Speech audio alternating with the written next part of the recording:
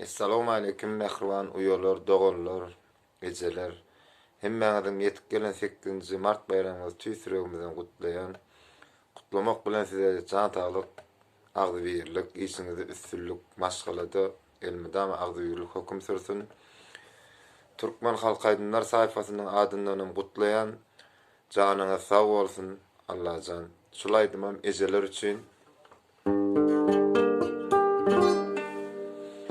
İlarmi ilasenin gözlerimi gözlesinsin gözlerimi gözlesinsin balam deyip söylesinsin içim içim canım içim mehrabanım kevem içim balam deyip söylesinsin içim içim canım içim mehrabanım kevem içim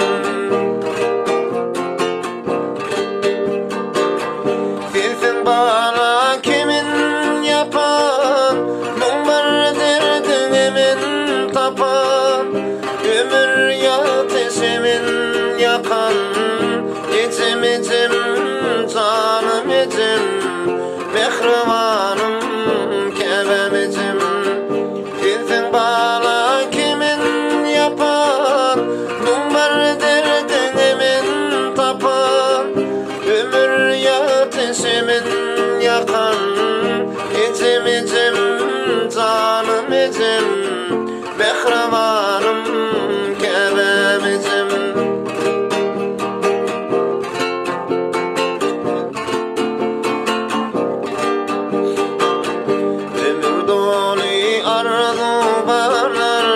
Bakı üçme ardım vardır Bakı üçme ardım vardır Üzüp bilmin kardım vardır İçim içim canım içim mehrabanım kevem içim Üzüp bilmin kardım vardır İçim içim canım içim mehrabanım kevem içim